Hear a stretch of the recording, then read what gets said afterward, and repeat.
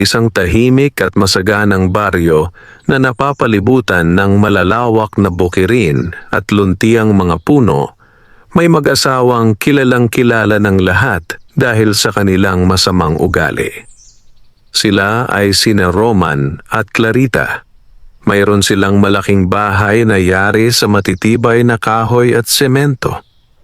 Marami rin silang lupain, halagang hayop, at salaping na ipon mula sa kanilang mga negosyo. Ngunit sa kabila ng kanilang kayamanan, wala ni isa man sa mga kapitbahay nila ang tunay na nagmamahal sa kanila.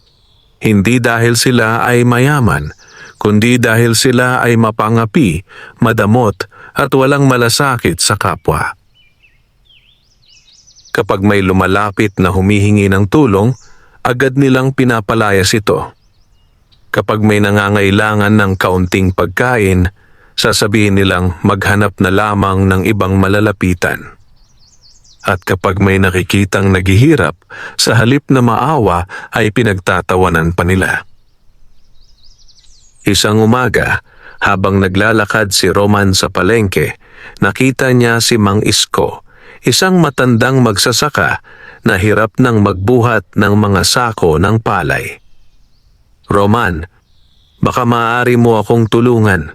Masakit ang aking likod," pakiusap ng matanda. Ngunit ngumisi lamang si Roman. "Kung hindi mo kayang magtrabaho, tumigil ka na. Hindi ko problema ang kahinaan mo." Napayuko si Mang Isko. Maraming tao ang nakarinig sa sinabi ni Roman ngunit walang nangahas na sumagot. Alam nilang madaling magalit ang lalaki. Pagdating naman sa bahay, nadatnan niya si Clarita na pinapagalitan ng kanilang katulong na si Lina. "Napakabagal mo. Isang simpleng gawain, hindi mo pa magawa ng maayos," sigaw ni Clarita. "Pasensya na po, ma'am. Masama po kasi ang pakiramdam ko," sagot ni Lina. Ngunit lalo lamang nagalit si Clarita. "Hindi kita binabayaran para magdahilan." Napaluha si Lina ngunit wala siyang nagawa kundi ipagpatuloy ang trabaho. Sa baryong iyon, halos lahat ay may kwento tungkol sa kalupitan ng mag-asawa. May mga magsasakang naloko nila sa bentahan ng palay. May mga manggagawang hindi nila binayaran ng tama. May mga batang pinalayas nila sa kanilang bakuran dahil lamang sa paghingi ng tubig. Ngunit sa kabila ng lahat ng ito, tila wala silang pakialam. Para sa kanila, ang pinakamahalagang bagay sa mundo ay ang pera. Hindi tayo yumaman para ipamigay lamang ang ating pinaghirapan, madalas sabihin ni Roman. At lalong hindi natin obligasyon ng tumulong sa iba, dagdag naman ni Clarita. Lumipas ang mga taon, lalong yumaman ang mag-asawa. Samantala, lalong lumayo ang loob ng mga tao sa kanila. Maging ang mga kamag-anak nila ay bihira ng bumisita. Isang gabi, habang kumakain sila ng masasarap na pagkain sa kanilang malaking hapagkainan, napansin ni Clarita ang katahimikan ng kanilang bahay. "Napansin mo ba?" tanong niya. "Ano naman iyon?" sagot ni Roman. "Wala tayong bisita. Wala ring dumadalaw sa atin tuwing pista." Napatawa si Roman. "Hayaan mo sila. Hindi natin kailangan ng mga iyon." Ngunit hindi sumagot si Clarita. Sa kauna-unahang pagkakataon, nakaramdam siya ng kakaibang lungkot. Naisip niyang kahit napakarami nilang pera, tila may kulang pa rin sa kanilang buhay. Subalit mabilis niya ring itinaboy ang kaisipang iyon. Kinabukasan, isang matandang babae ang dumating sa kanilang bakuran. Luma at kupas ang damit nito. Halatang pagod na pagod sa paglalakad. Lumapit ito sa kanilang pintuan at kumatok. Si Clarita ang nagbukas. "Ano ang kailangan mo?" Malamig na tanong niya. "Nagugutom na po ako. Maaari po bang makahingi kahit kaunting pagkain lamang?" Pakiusap ng matanda. Tiningnan siya ni Clarita mula ulo hanggang paa. Wala kaming libreng pagkain dito. Isang pirasong tinapay lang po sana. Hindi ka ba nakakarinig? Umalis ka rito? Nakiusap muli ang matanda. 3 araw na po akong naglalakad. Ngunit lumabas si Roman at galit na itinulak ang matanda palabas ng bakuran.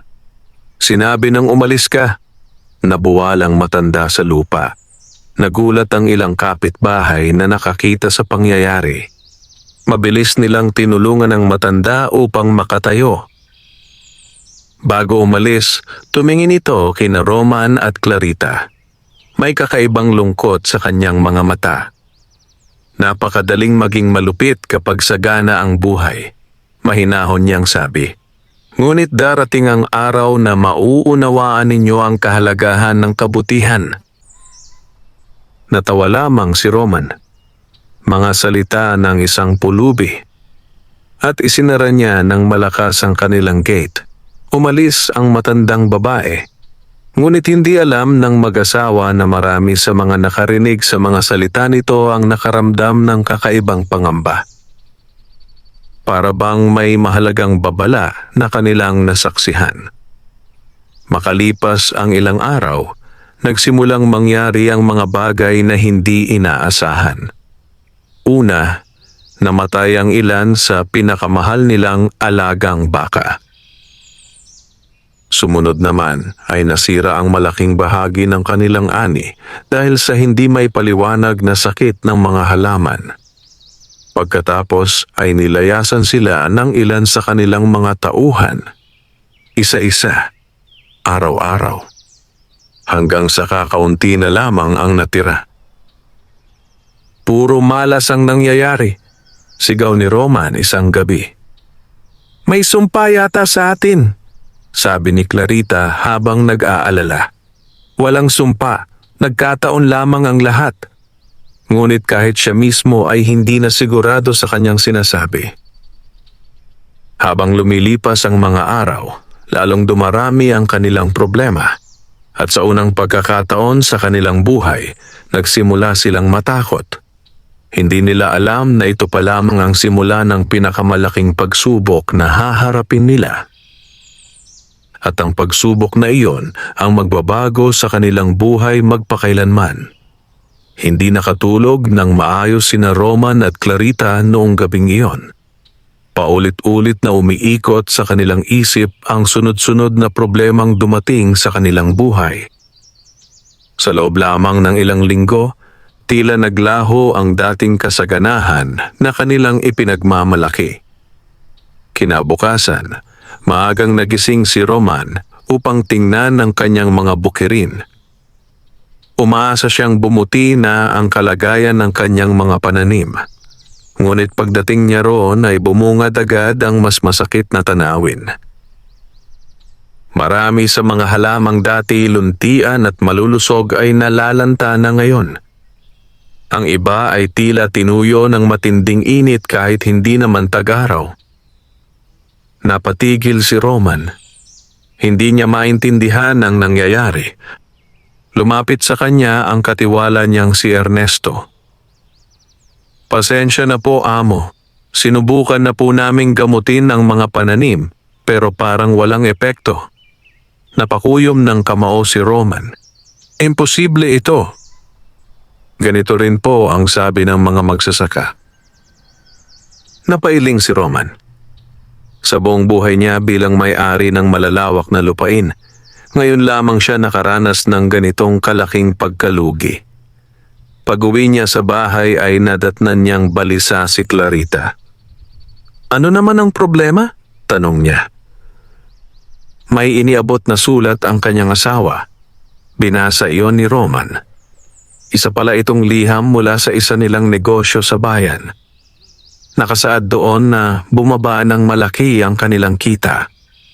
May ilan ding mamimili na lumipat sa ibang negosyante. Lalong lumalala, mahinang sabi ni Clarita. Hindi sumagot si Roman. Bagamat ayaw niyang aminin, nagsisimula na siyang mabahala. Sa mga sumunod na araw, tila walang katapusan ang kanilang mga problema. Ang ilan nilang pinagkakautangan ay nagsimulang maningil. Ang ilang kasosyo nila sa negosyo ay umurong sa mga kasunduan. Maging ang mga tauhang matagal nang naglilingkod sa kanila ay nagpasiyang umalis. Isang hapon, habang nag-iimpake ng kanyang mga gamit si Lina, ang dati nilang katulong, nilapitan siya ni Clarita. "Aalis ka rin?" "Opo." "Bakit?" Tahimik na yumuko si Lina bago sumagot. "Pagod na po ako." "Pinapasahod ka naman namin." "Opo." "Kung ganoon, bakit ka aalis?" Tumingin si Lina kay Clarita. Sa unang pagkakataon ay nagsalita siya ng buong tapang. "Hindi lang po pera ang mahalaga sa tao." Natigilan si Clarita. "Nais ko pong magtrabaho sa lugar na may respeto at malasakit." Pagkasabi niyon ay tuluyan nang umalis si Lina. Naiwang mag-isa si Clarita sa sala. Hindi niya alam kung bakit, ngunit tumimo sa kanyang isip ang mga salitang iyon. Hindi lang pera ang mahalaga sa tao. Samantala, sa kabilang bahagi ng baryo, pinag-uusapan ng mga tao ang nangyayari sa mag-asawa. Hindi sila natutuwa sa kanilang paghihirap.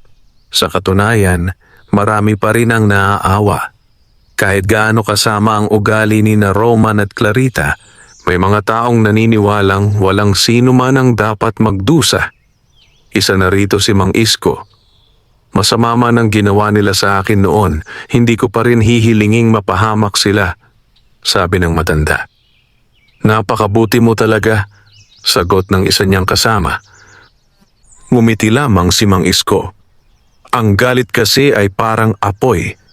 Kapag inalagaan mo, ikaw rin ang unang masusunog." Hindi alam ni na Roman at Clarita na marami pa ring tao sa baryo ang may mabuting puso para sa kanila sa kabila ng kanilang mga pagkukulang. Ngunit dahil sa kanilang kapalaluan, hindi nila iyon nakikita. Lumipas ang isa pang buwan. Dumating ang araw na kinatatakutan nila. Kinailangan nilang magbenta ng ilan sa kanilang mga lupain upang mabayaran ang mga utang. Para kay Roman, napakasakit noon. Bawat hektaryang nawala ay parang bahagi ng kanyang pagkatao ang nababawasan. Habang pinipirmahan niya ang mga dokumento, ramdam niya ang bigat sa kanyang dibdib. Pag-uwi niya ay tahimik siyang naupo sa kanilang balkonahe. Ngayon lamang niya napansin ang katahimikan ng kanilang paligid. Noon, palagi siyang abala sa pagbilang ng kita at pagpapalawak ng negosyo. Ngayon, wala siyang magawa kundi pagmasdan ang papalubog na araw. Makalipas ang ilang sandali ay lumapit si Clarita. Tahimik itong naupo sa tabi niya. "Wala na tayong magagawa," sabi nito. Hindi agad sumagot si Roman. Pagkaraan ng ilang minuto ay nagsalita rin siya. "Sa tingin mo ba may kasalanan tayo?" Nagulat si Clarita. Bihira niyang marinig ang ganoong tanong mula sa asawa. "Hindi ko alam." Ngunit alam niyang hindi iyon ang totoo niyang sagot. Sa kaibuturan ng kanyang puso, nagsisimula na rin siyang maalala ang lahat ng taong kanilang nasaktan. Ang mga pulubing kanilang pinalayas, ang mga manggagawang kanilang pinahirapan, ang mga magsasakang kanilang niloko, at ang matandang babaeng kanilang itinaboy, gabing-gabi na nang hindi pa rin sila makatulog. Habang nakahiga sa kanilang silid, muling sumagi sa isip ni Clarita ang mga salita ng matanda. "Darating ang araw na mauunawaan ninyo ang kahalagahan ng kabutihan." Napapikit siya. Hindi niya maintindihan kung bakit paulit-ulit iyong bumabalik sa kanyang alaala. Samantala, sa labas ng kanilang bahay, nagsimulang umihip ang malamig na hangin. At kasabay nito ay tila may bagong yugto na naghihintay sa kanilang buhay. Hindi pa nila alam, ngunit malapit na silang humarap sa isang pangyayaring tuluyang magpapabago sa kanilang pagkatao. Isang pangyayaring magtuturo sa kanila ng aral na hindi kayang bilhin ng kahit gaano karaming salapi. Lumipas ang mga linggo na puno ng pag-aalala para kina Roman at Clarita.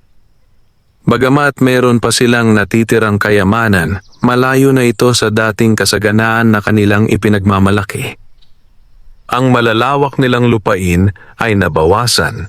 Ang kanilang mga negosyo ay humina at marami sa kanilang mga dating tauhan ay tuluyan nang umalis. Sa unang pagkakataon sa kanilang buhay, nagsimula silang maranasan ang pakiramdam ng kawalan ng katiyakan. Isang umaga, maagang umalis si Roman upang makipagkita sa isang mangangalakal sa kalapit na bayan. Umaasa siyang makakagawa ng kasunduan upang muling mapalago ang kanilang kabuhayan. Ngunit habang naglalakbay gamit ang kanyang kariton, inabutan siya ng malakas na ulan. Naging madulas ang daan.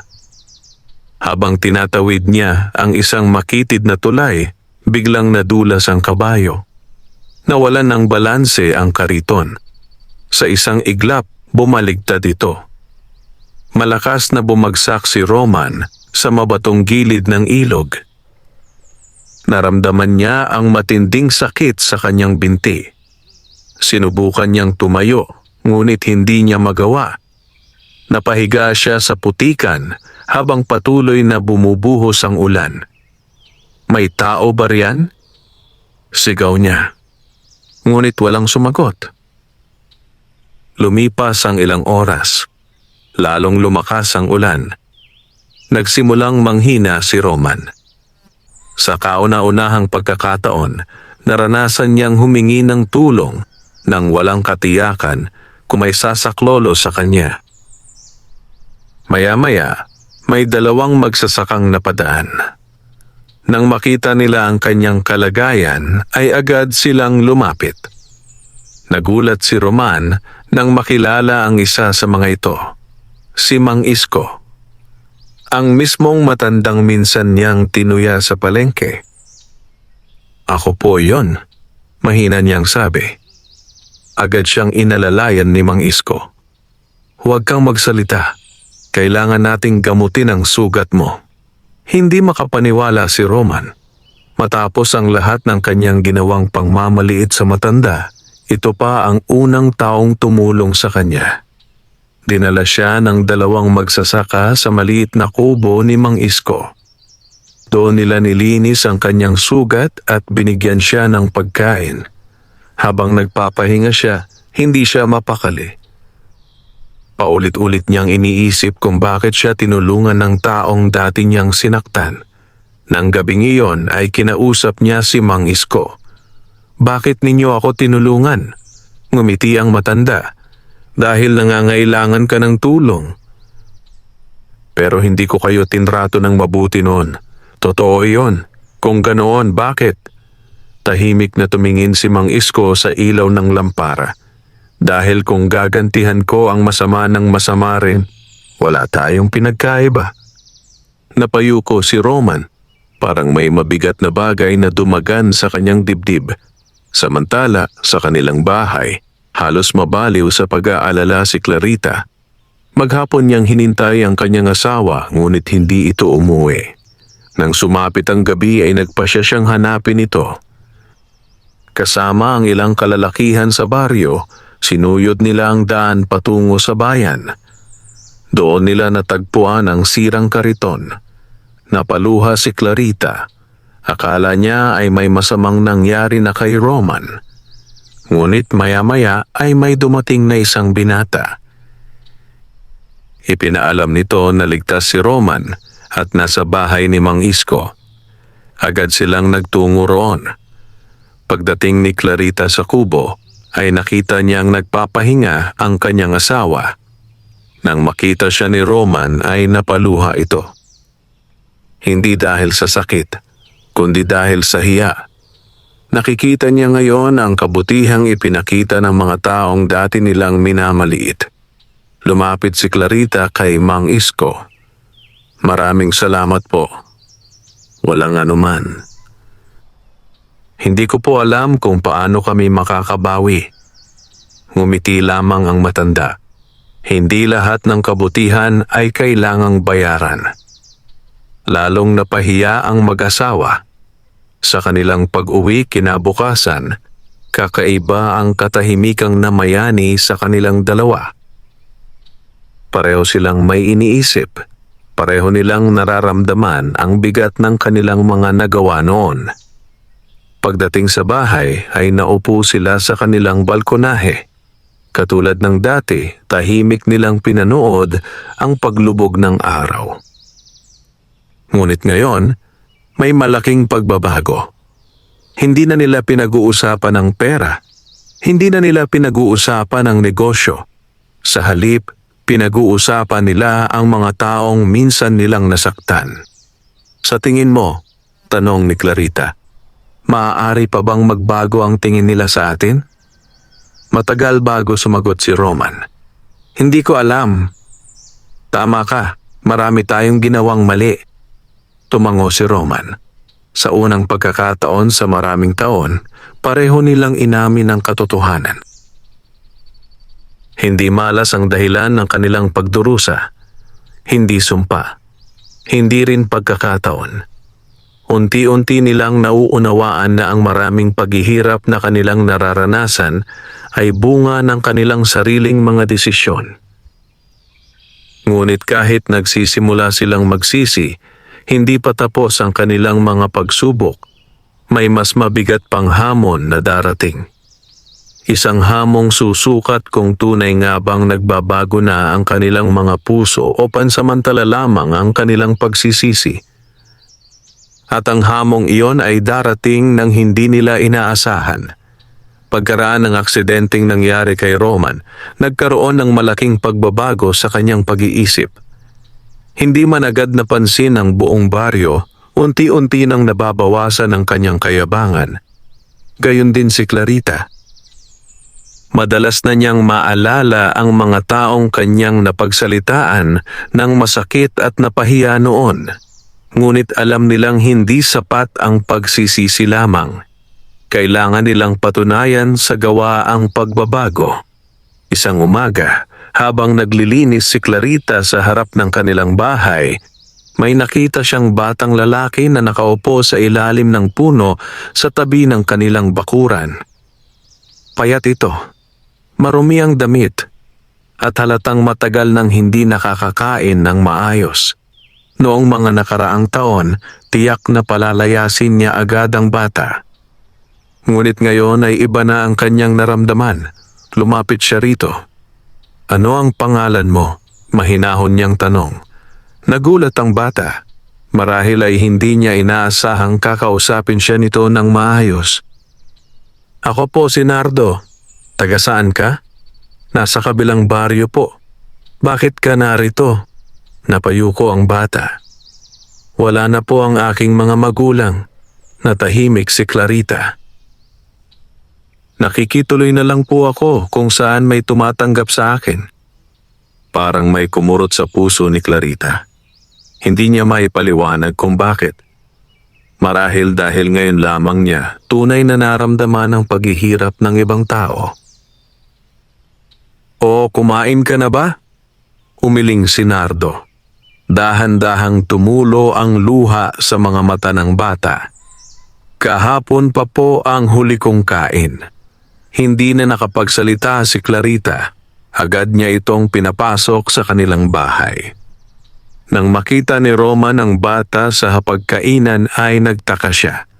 Ngunit nang marinig niya ang kwento nito, wala siyang naging pagtutol. Tahimik lamang niyang inilapit ang isang mangkok ng mainit na pagkain. Matagal na kumain si Nardo. Parang takot na baka mawala muli ang pagkaing nasa kanyang harapan. Habang pinagmamasdan nila ito, may kakaibang pakiramdam na nabuo sa puso ng mag-asawa. Hindi nila iyon naranasan kahit noong kasagsagan ng kanilang kayamanan. Pakiramdam na may kabuluhan ang kanilang ginagawa. Pagkatapos kumain, ay nagpasalamat si Nardo. Maraming salamat po. Walang anuman, sagot ni Roman. Napatingin si Clarita sa asawa. Noon, hindi niya kailanman maririnig kay Roman ang ganong kabait na pananalita sa isang mahirap na bata. Sa mga sumunod na araw, madalas bumalik si Nardo sa kanilang bahay. Hindi upang humingi, kundi upang tumulong. Nagwawalis siya ng bakuran. Nagdidilig ng halaman at tumutulong sa maliliit na gawain.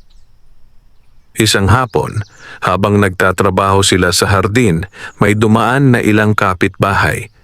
Nagulat ang mga ito nang makita ang mag-asawa. Hindi dahil nagtatrabaho sila, kundi dahil magiliw nilang kausap ang batang dating palaboy. Parang nagbago na sila, bulong ng isa. Hindi ako makapaniwala, ngunit marami pa ring nagdududa. Natural lamang iyon.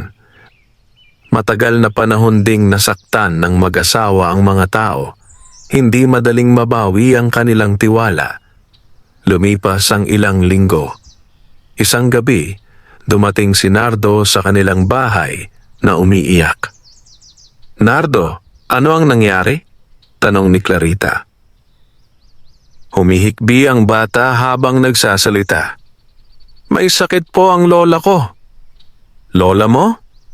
"Opo, siya na lang po ang kasama ko." "Ano ang sabi ng manggagamot?" "Wala po kaming pambayad sa gamot." Napatingin sina Roman at Clarita sa isa't isa. Noon, tiyak na sasabihin nilang hindi nila problema iyon. Ngunit ngayon ay iba na. Hindi na nila kailangang pag-isipan pa. Kinabukasan, agad nilang isinama si Nardo sa bayan.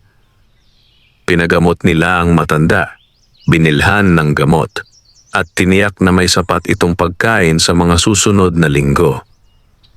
Nang malaman ito ng mga tao sa baryo, mabilis na kumalat ang balita. Marami ang nagulat. Marami rin ang hindi makapaniwala. Ngunit may ilan na nagsimulang makakita ng tunay na pagbabago sa mag-asawa.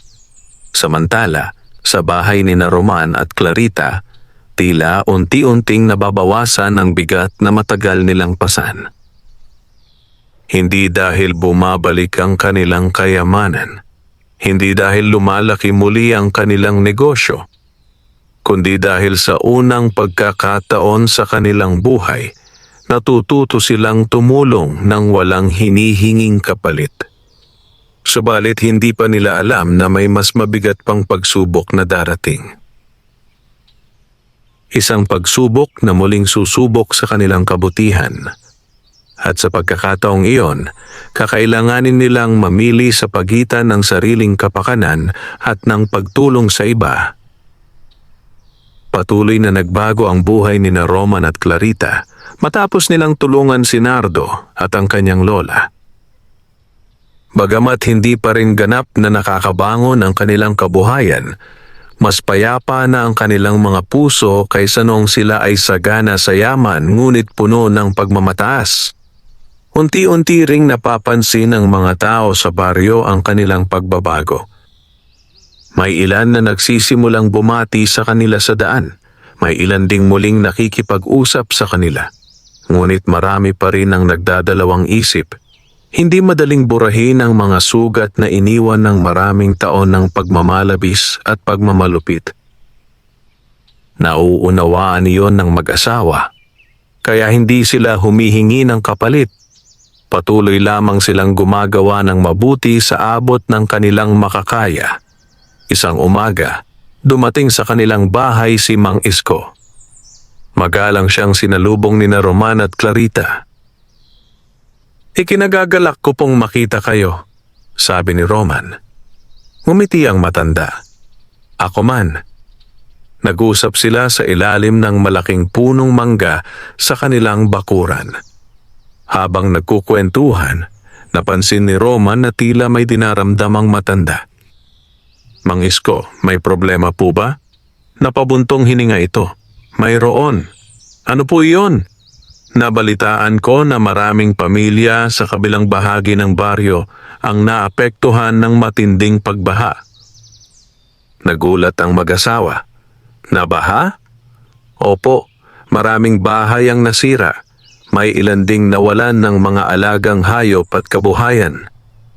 Natahimik sina Roman at Clarita. Alam nilang seryosong problema iyon. Ngunit meron ding isa pang problema. Sa mga panahong iyon, hindi rin maganda ang kanilang kalagayang pinansyal. May natitira pa silang ipon, ngunit hindi na iyon kasindami ng dati. Kung tutulong sila ng malaki, maaaring maubos ang kanilang natitirang salapi. Pagkaalis ni Mang Isko ay matagal na nag-usap ang mag-asawa. Ano ang dapat nating gawin? Tanong ni Clarita. Hindi agad sumagot si Roman. Alam niyang ito ang unang malaking pagsubok sa kanilang pagbabago. Kung dati, hindi na nila pag-iisipan pa. Tiyak na ipagkakait nila ang tulong. Ngunit iba na ngayon ang kanilang sitwasyon. Pagkaraan ng mahabang katahimikan ay nagsalita si Roman. Kung tayo ang nasa kalagayan nila, gugustuhin din nating may tumulong. Tumango si Clarita. Tama ka, ngunit kapag nagbigay tayo ng malaki, baka tayo naman ang maghirap. Muli silang natahimik. Mahirap ang kanilang kinahaharap na pasya. Hindi ito tulad noon na napakarami nilang pera. Ngayon, bawat barya ay mahalaga. Kinagabihan ay hindi sila agad nakatulog. Paulit-ulit nilang pinag-isipan ang kanilang magiging desisyon. Pagsapit ng umaga, tila pareho na silang may sagot. Nagkatinginan sila. At sabay nang ngumiti. Magtutulungan tayo, sabi ni Clarita. Oo, sagot ni Roman. Hindi man nila kayang lutasin ang lahat ng problema ng mga nasalanta, gagawin nila ang kanilang makakaya. Agad silang naghanda ng mga sako ng bigas. Nagtipon sila ng mga damit. Naglaan sila ng pera para sa mga pamilyang lubhang naapektuhan. Hindi nagtagal ay nagtungo sila sa lugar na binaha. Masakit sa puso ang kanilang nakita. Maraming bahay ang wasak. May mga batang gutom, may matatandang nawalan ng tirahan, may mga magulang na hindi alam kung paano magsisimulang muli. Habang namimigay ng tulong si Roman, may isang lalaki na lumapit sa kanya. Nakilala niya ito agad. Isa ito sa mga magsasakang minsan niyang naloko sa bentahan ng ani.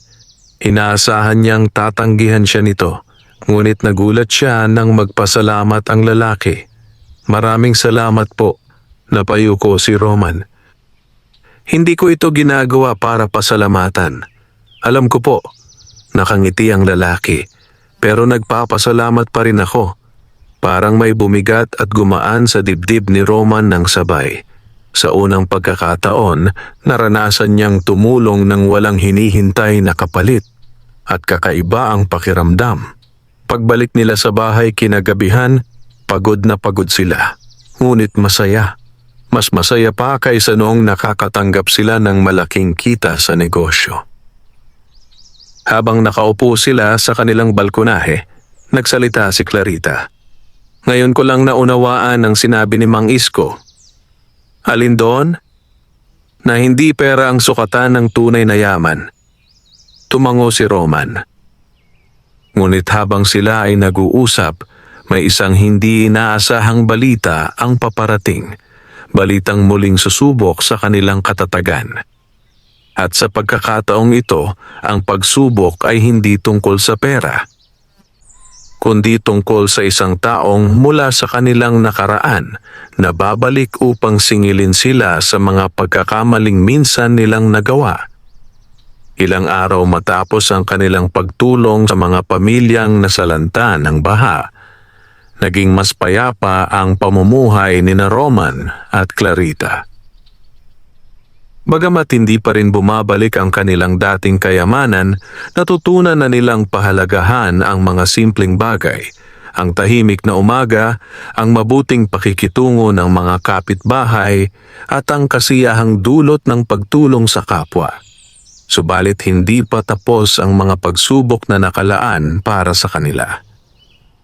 Isang umaga, habang nag-aalmusal ang mag-asawa, may isang lalaki ang dumating sa kanilang bahay.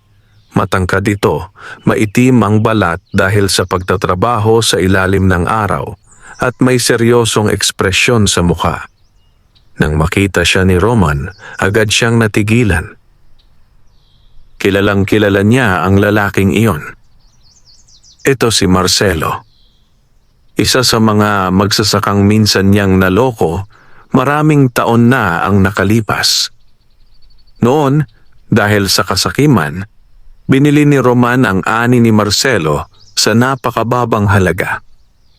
Dahil doon, nabaon sa utang ang magsasaka at napilitang ibenta ang maliit niyang lupain. Mula noon ay hindi na nila ito nakita. Ngayon ay narito siya, nakatayo sa harap ng kanilang bahay. Naramdaman ni Roman ang kaba. Marami siyang naisip. Marahil ay narito ito upang maghiganti. Marahil ay galit na galit pa rin ito sa kanya. Tahimik siyang lumapit. Marcelo. Hindi agad sumagot ang lalaki.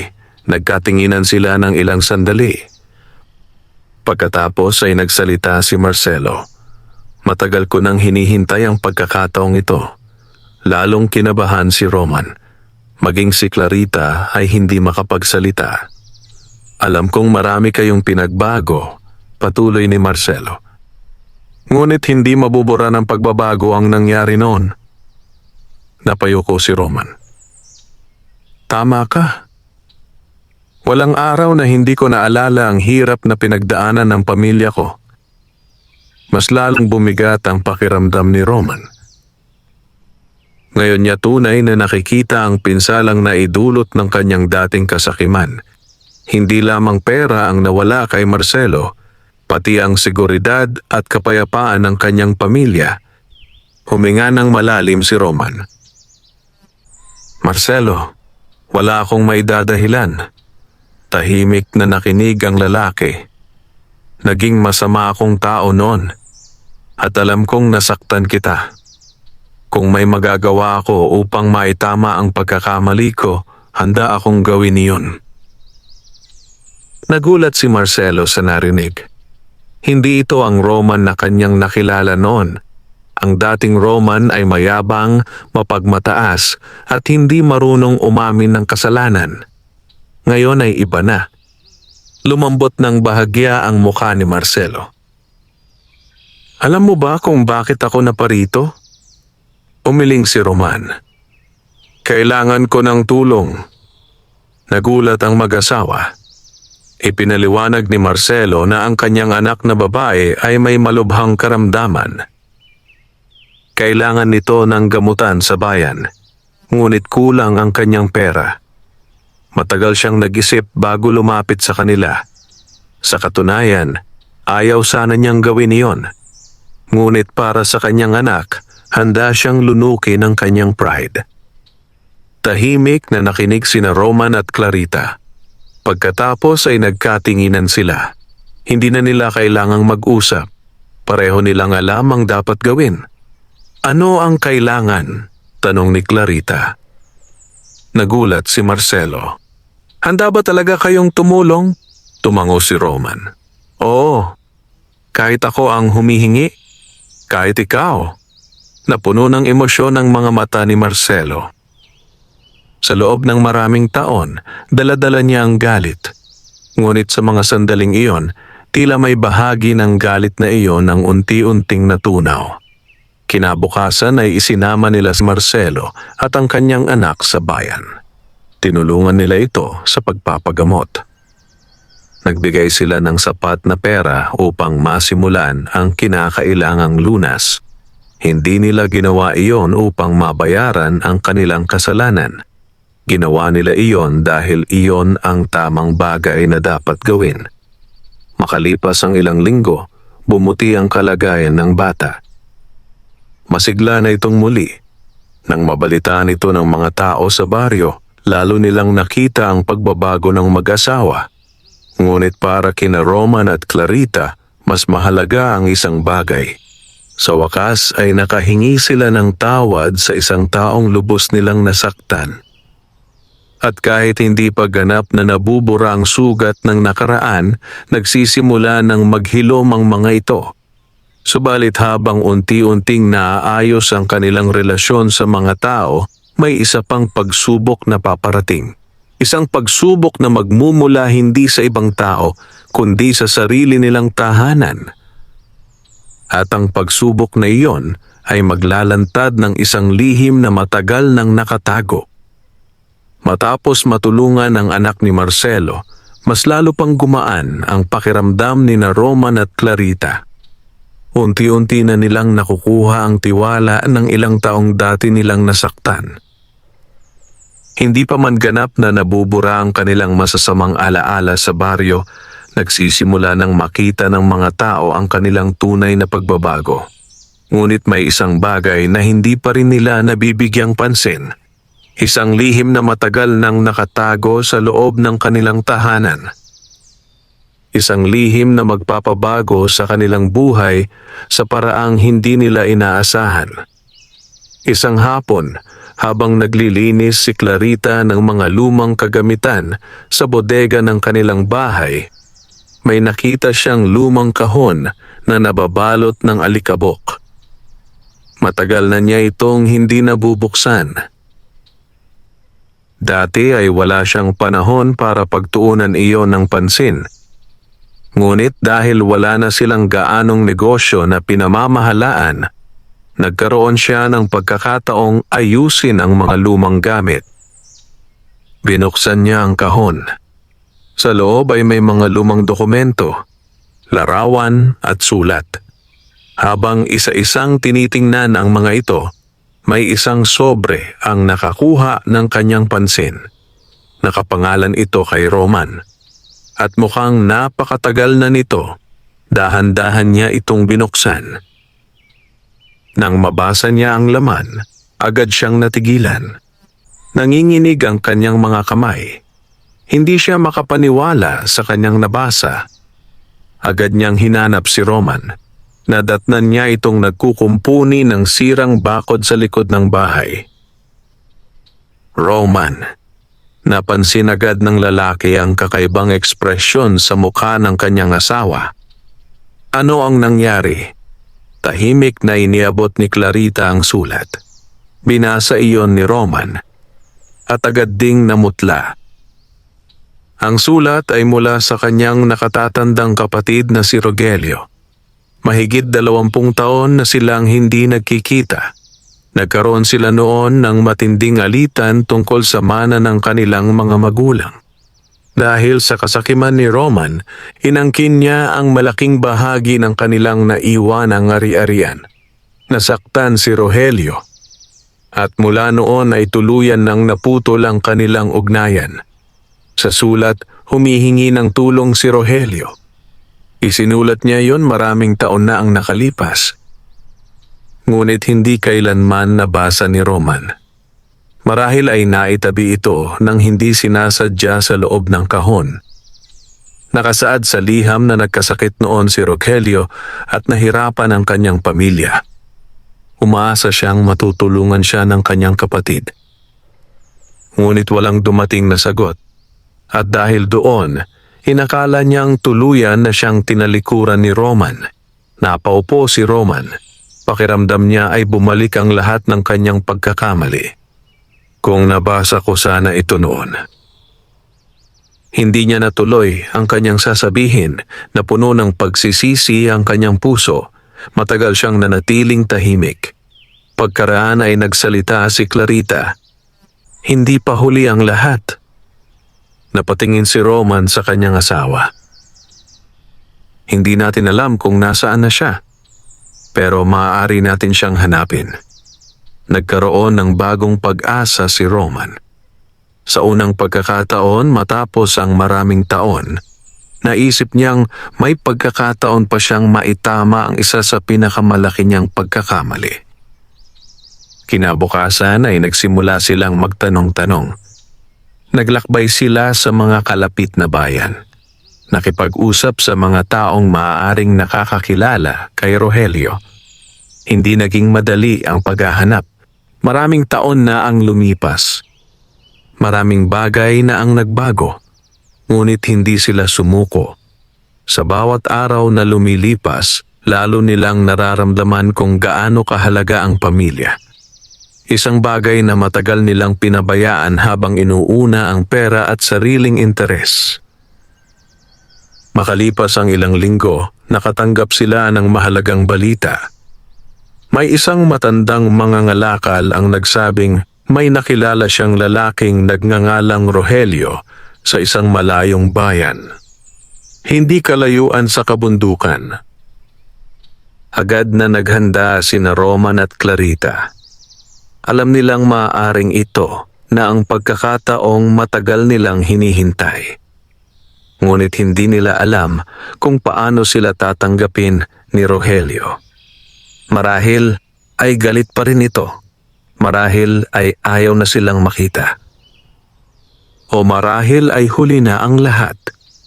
Habang papalapit ang araw ng kanilang paglalakbay, lalong bumibigat ang kaba sa puso ni Roman sapagkat alam niyang hindi lahat ng sugat ay madaling maghilom.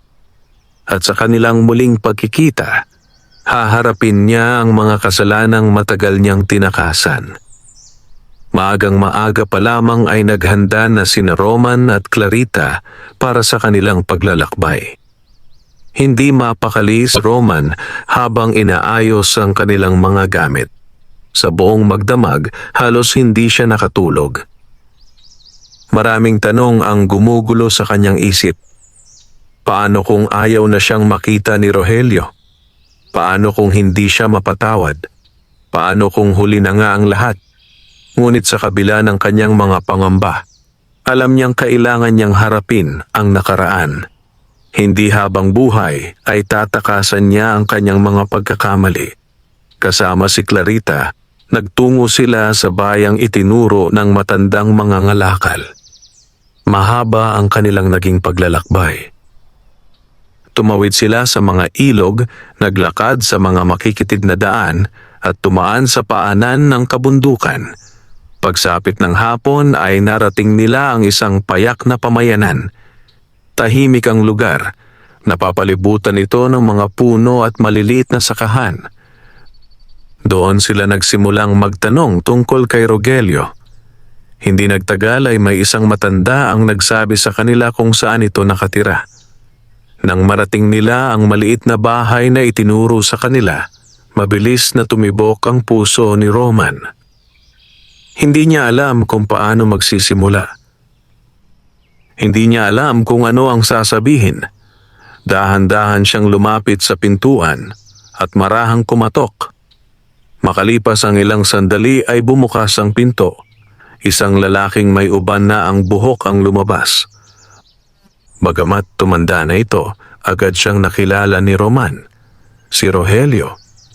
At nang makita naman siya ni Rogelio, agad itong natigilan. Matagal silang nagkatitigan, parehong walang masabi. Parehong dinadala ang bigat ng maraming taon. Sa wakas ay nagsalita si Roman. "Kuya," nanginginig ang kanyang tinig, ngunit hindi sumagot si Rogelio.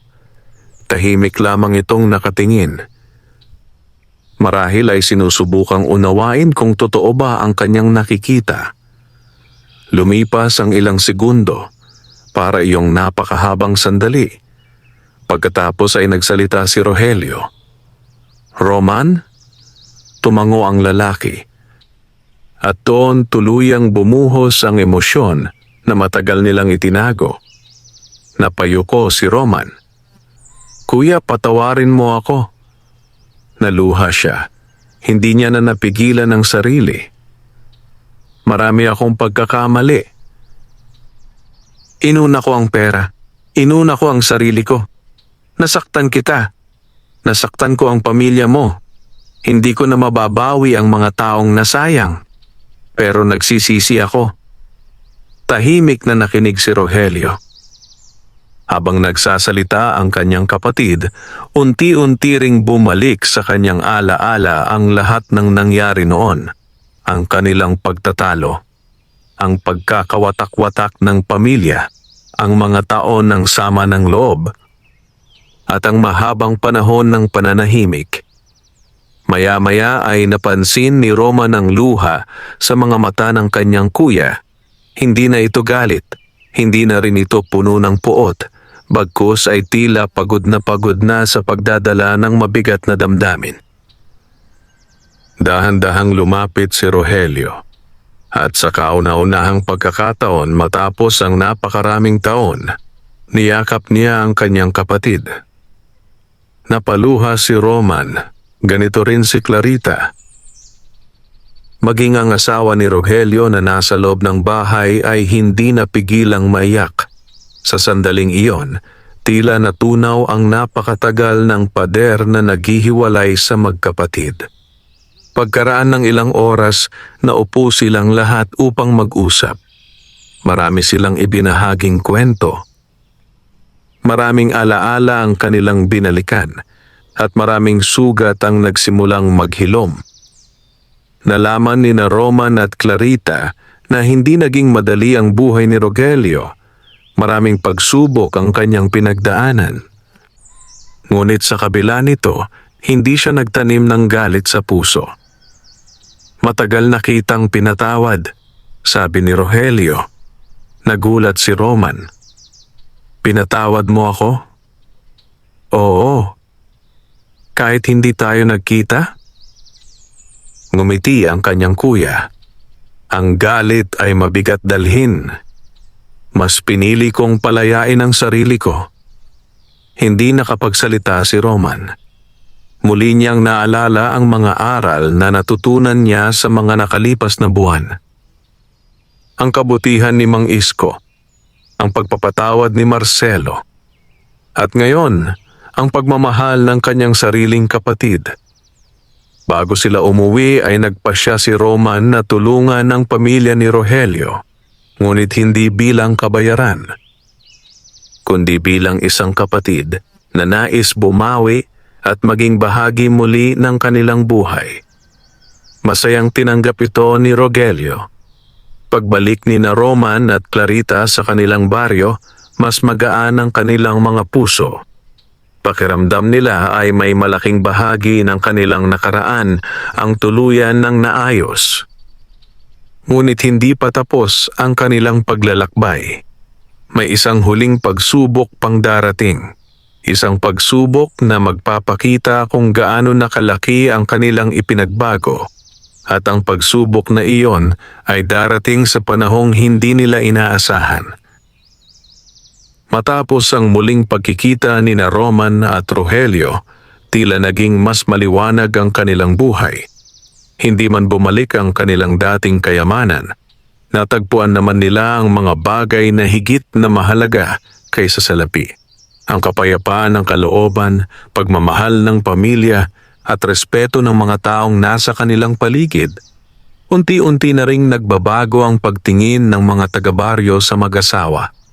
Hindi na sila nakikita bilang mapangapi at madamot na mga tao.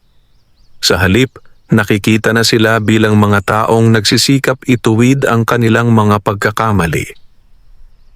Ngunit tulad ng sinabi ni Mang Isko noon, ang tunay na pagbabago ay hindi nasusukat sa mga salita. Nasusukat ito sa mga pagsubok na kayang lampasan ng isang tao. At hindi nagtagal, dumating ang pinakamalaking pagsubok sa buhay ni Roman at Clarita.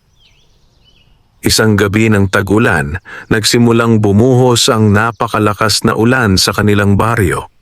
Kasabay nito ang malalakas na hangin at pagkulog sa kalangitan. Maraming pamilya ang nagsimulang mag-alala.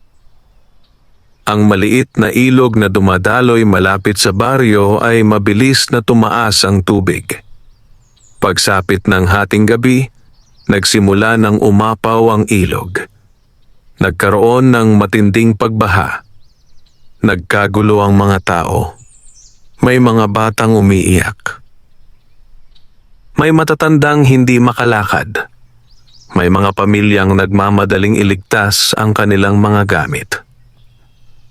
Nang marinig ni Roman at Clarita ang sigawan sa labas, agad silang lumabas ng bahay. Mula sa kanilang bakuran ay nakita nila ang rumaragasang tubig. Napakalala nito, sabi ni Clarita. Tumango si Roman. Alam niyang maraming tao ang mangangailangan ng tulong. Mabilis silang kumilos. Binuksan nila ang malaking bahagi ng kanilang bahay upang magsilbing pansamantalang masisilungan ng mga apektadong pamilya. Isa-isang dumating ang mga tao. May mga basang-basang bata. May mga matatandang nanginginig sa lamig. May mga magulang na halos wala nang nailigtas na kagamitan. Walang sino man ang kanilang tinanggihan. Habang abala sila sa pagtulong, may isang batang babae ang humahangos na lumapit. "Ako po si Liza," umiiyak nitong sabi. "Ano ang nangyari?" tanong ni Clarita. "Ang lolo ko po." "Saan siya?" "Nasa kabilang bahagi po ng baryo. Naipit po siya sa bahay." Hindi nag-atubili si Roman. Kahit delikado ang sitwasyon, agad siyang sumama sa ilang kalalakihan upang hanapin ang matanda. Malakas ang agos ng tubig. Mahirap ang kanilang paglalakad, ngunit hindi sila sumuko. Matapos ang ilang sandali, narating nila ang bahay ng matanda. Tulad ng sinabi ni Liza, hindi ito makalabas. Mataas na ang tubig sa loob ng bahay. Agad nilang iniligtas ang matanda at dinala sa ligtas na lugar. Pagbalik nila sa evacuation area na kanilang inihanda, sinalubong sila ng pasasalamat ng mga tao. Ngunit para kay Roman, hindi iyon ang mahalaga. Mas mahalaga na ligtas ang lahat. Buong magdamag silang tumulong, namahagi ng pagkain, nag-asikaso ng mga bata, nagbigay ng kumot at maiinit na inumin. Nang sumikat ang araw kinabukasan, unti-unti nang humupa ang baha. Pagod na pagod sina Roman at Clarita. Ngunit nang makita nila ang mga pamilyang ligtas at sama-samang bumabangon muli, napangiti sila. Lumapit si Mang Isko. Matagal niya silang tiningnan bago nagsalita. "Naalala ko pa ang dating Roman at Clarita." Napangiti ng bahagya ang mag-asawa. "Malayo na po kami ron," sagot ni Roman. Tumango ang matanda. "Tama ka." Pagkatapos ay tumingin siya sa mga taong kanilang natulungan. "Noon, marami ang takot sa inyo. Ngayon, marami ang nagpapasalamat sa inyo." Natahimik sina Roman at Clarita, hindi dahil sa pagmamalaki, kundi dahil naunawaan nila kung gaano kalaking biyaya ang mabigyan ng pagkakataong magbago. Ngunit habang natatapos ang pagsubok na dulot ng baha, may isang mahalagang pangyayari pa ang naghihintay sa kanila. Isang pangyayaring magbibigay ng ganap na wakas sa mahabang paglalakbay ng kanilang pagbabago. At sa pangyayaring iyon, matututuhan nila ang pinakamahalagang aral sa kanilang buhay. Lumipas ang ilang buwan matapos ang matinding pagbaha na sumubok sa buong baryo. Maraming bahay ang muling naitayo. Maraming pamilya ang unti-unting nakabangon. At kasabay nito ay tuluyan nang nagbago ang buhay ni Roman at Clarita. Hindi na sila ang dating mag-asawang kilala sa pagiging madamot, mapangapi at mayabang. Ngayon, sila ay kinikilala bilang mga taong handang tumulong at makinig sa pangangailangan ng iba. Sa unang pagkakataon sa napakaraming taon, nakaramdam sila ng tunay na kapayapaan. Isang umaga, habang naglalakad sina Roman at Clarita sa gitna ng baryo, napansin nilang maraming tao ang nakangiti at bumabati sa kanila. May mga batang masayang kumakaway. May mga magsasakang magalang na bumabati. May mga matatandang nagbibigay ng basbas. Noon, hindi nila nararanasan ang mga bagay na ito kahit gaano sila kayaman. Ngunit ngayon, nararamdaman nila ang pagmamahal at paggalang ng kanilang kapwa. At iyon ay hindi nabibili ng kahit gaano karaming salapi. Isang araw, nagpatawag ng pagtitipon ng mga taga-baryo. Nagtaka sina Roman at Clarita kung ano ang dahilan. Nang makarating sila sa liwasan, laking gulat nila nang makita ang halos lahat ng residente ng baryo. Naroon si Mang Isko. Naroon si Marcelo at ang kanyang pamilya. Naroon si Nardo at ang kanyang lola. Naroon din ang marami pang taong minsan nilang nasaktan at kalaunan ay natulungan. Lumapit si Mang Isko sa harapan. "May nais kaming sabihin sa inyong dalawa." Nagkatinginan sina Roman at Clarita. Hindi nila alam kung ano ang sasabihin. Ngunit nang magsimulang magsalita ang matanda, unti-unting napuno ng emosyon ang kanilang mga puso. "Noong una, marami sa amin ang nasaktan dahil sa inyong mga ginawa." Tahimik na nakinig ang mag-asawa. Totoong marami kayong pagkakamali. Totoong marami kayong taong nasaktan. Tumango si Roman. Alam niyang totoo ang lahat ng yon. Ngunit nagpatuloy si Mang Isko. "Subalit nakita rin namin ang inyong pagsisisi. Nakita namin ang inyong pagbabago. Nakita namin kung paano ninyo isinantabi ang sariling kapakanan upang makatulong sa iba." Isa-isang tumayo ang mga tao. Si Marcelo ang unang nagsalita. "Pinatawad ko na kayo noon pa man." Sumunod si Nardo. "Salamat po dahil hindi ninyo ako pinabayaan." Napaiyak si Clarita. Maging si Roman ay hindi na napigilan ang pagluha. Pagkatapos ay nagsalita ang isa pang magsasaka. Ang tunay na sukatan ng tao ay hindi ang kanyang pagkakamali, kundi ang kanyang kakayahang magbago. Sunod-sunod na nagpahayag ng pasasalamat ang mga tao. Hindi dahil perpekto na sina Roman at Clarita, kundi dahil nakita nilang naging tapat ang kanilang pagbabago. Matapos ang pagtitipon, lumapit si Mang Isko sa mag-asawa. May dala siyang maliit na kahon. "Ano po ito?" tanong ni Clarita. "Isang alaala lamang." Binuksan nila ang kahon.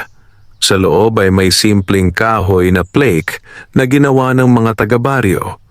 Nakasulat dito, "Ang taong marunong magsisi at magbago ay higit na mayaman kaysa sa taong maraming salapi ngunit walang kabutihan sa puso." Napaluha si Roman. Mahigpit niyang hinawakan ang plaque. Naalala niya ang lahat ng pinagdaanan nila. Ang kanilang kayabangan, ang kanilang kasakiman, ang mga taong kanilang nasaktan. At ang mahirap na landas ng pagbabago. Kung hindi dumating ang mga pagsubok sa kanilang buhay, marahil ay hindi nila kailanman matututunan ang tunay na halaga ng kabutihan. Pagsapit ng gabi, magkatabing nakaupo sina Roman at Clarita sa kanilang balkonahe. Tulad ng dati, pinagmamasdan nila ang papalubog na araw. Ngunit ngayon ay ibang-iba na ang kanilang nararamdaman. Hindi na nila iniisip ang nawalang kayamanan. Hindi na nila iniisip ang mga lupain at negosyong nawala sa kanila. Dahil may natagpuan silang mas mahalaga. Mayaman pa rin sila. Ngunit hindi dahil sa pera. Mayaman sila sa mga kaibigan. Mayaman sila sa respeto. Mayaman sila sa pagmamahal ng kanilang kapwa. At higit sa lahat, mayaman sila sa kabutihang natutunan nilang ibahagi sa iba. Sa katahimikan ng gabing iyon, napangiti sina Roman at Clarita. Sa wakas, natagpuan nila ang bagay na matagal nilang hinanap sa maling lugar. Ang tunay na yaman ay hindi nasusukat sa dami ng salapi, kundi sa kabutihan ng puso at sa pagmamahal na iniiwan ng isang tao sa kanyang kapwa. Wakas.